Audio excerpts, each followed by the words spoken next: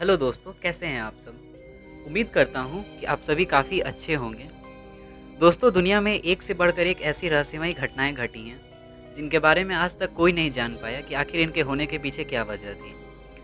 ऐसा ही एक अनसुलझा रहस्य है एसएस ओरांग मैडान का, जिसे लोग घोस्ट शिप के नाम से भी जानते हैं। इस घोस्ट शिप पर वर्ष 1947 में एक ऐसी घटना घटी, जिसको लेकर किसी के पास कोई जवाब नहीं था। तो आज की इस वीडियो में हम इसी घोस्ट शिप के बारे में आपको बताएंगे एंड उम्मीद करता हूँ कि आपको ये काफ़ी पसंद आएगा। तो प्लीज़ दोस्तों, वीडियो को पूरा देखिएगा। आइए बिना वक्त गवाए इस पर बात करते हैं।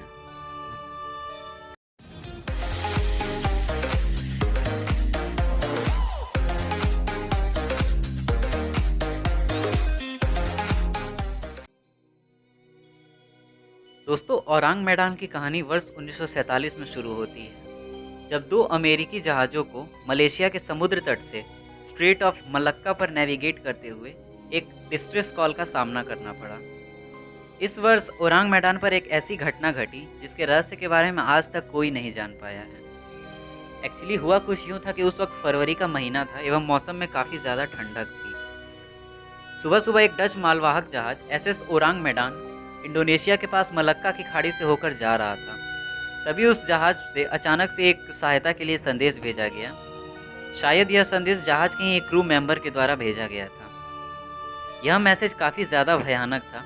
मैसेज को पूरी तरह से पढ़ पाना तो संभव नहीं था, पर यह चीज़ साफ थी कि जहाज पर लोगों का जीवन खतरे में है। खतरे का यह संदेश आते ही दूसरे करीबी जहाज एसएस ओरांग मैदान की तरफ मदद के लिए तेज़ी से निकल पड़े।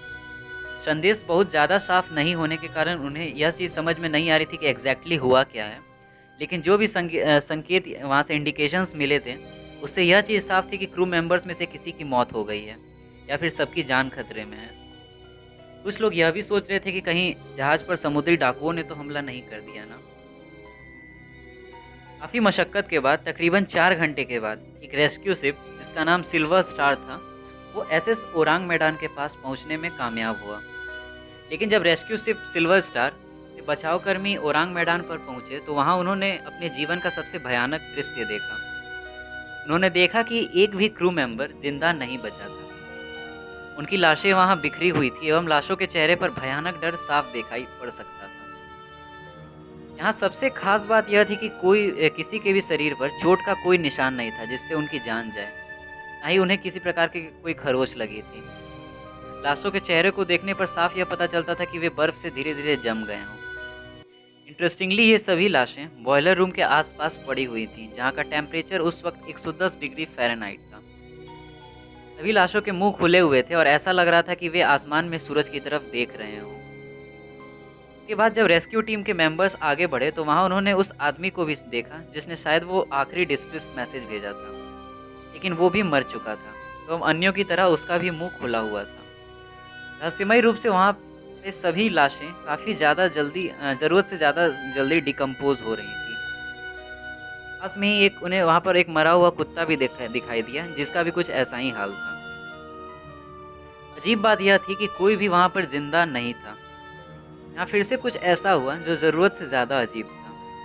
रेस्क्यू टीम में शामिल लोगों का खून तब और भी जमने लगा जब वे बॉयलर रूम के पास लाशों के करीब थे।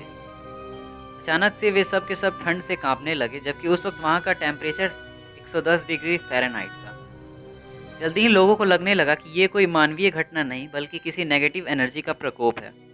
उन्हें यह महसूस हुआ कि जहाज़ पर प्रेत आत्माओं का वास है, क्योंकि अब क्रू मेंबर्स की दिक्कतें ज़्यादा बढ़ने लगी थी। वो वहाँ पर काफ़ी ज़्यादा अनकंफर्टेबल महसूस कर रहे थे। किसी को इन मौतों की असली वजह समझ में नहीं आ रही थी। सब कुछ काफ़ी अजीब था।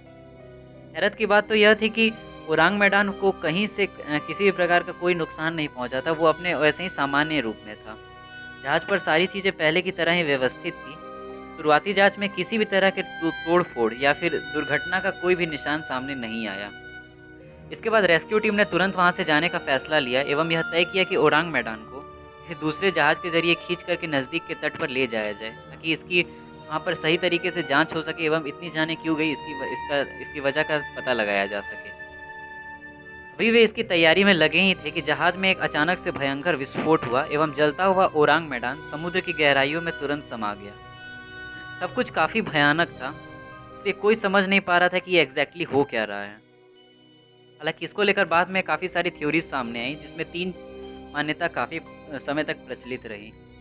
पहला ये कि शायद ये जहाज़ में कार्बन मोनोऑक्साइड की हवा में मिलने की वजह से ऐसा हुआ था, क्योंकि काफ़ी हद तक उस वक्त माना जा रहा था। हालांकि बाद में इसे नकार दिया गया, क्योंकि अगर ऐसा होता तो बाद में रेस्क्यू टीम जो वहाँ पर गई उस पर भी इसका प्रभाव साफ रूप से देखने को मिलता, पर ऐसा कुछ नहीं था।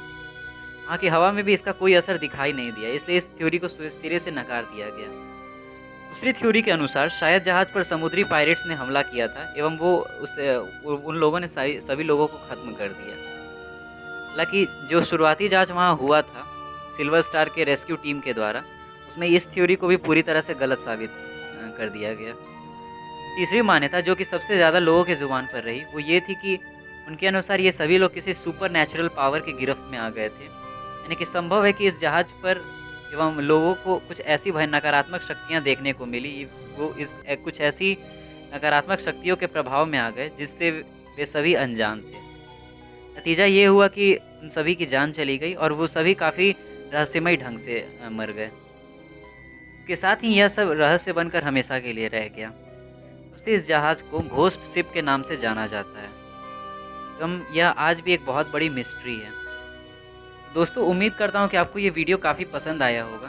तो यहाँ पर हमारी यही रिक्वेस्ट है आपसे कि प्लीज़ वीडियो को लाइक करने के साथ साथ हमारे चैनल को भी सब्सक्राइब ज़रूर कर लें, ताकि हम जब भी आपके लिए ऐसे फैक्ट्स लाएं तो वो आप तक ईजिली नोटिफिकेशंस के माध्यम से पहुँच सके। तब तक के लिए आप सभी से रिक्वेस्ट है कि आप सभी अपना ध्यान रखें, सुरक्षित रहें। मिलते हैं तब फिर किसी अन्य वीडियो में किसी अन्य सेगमेंट के साथ। धन्यवाद।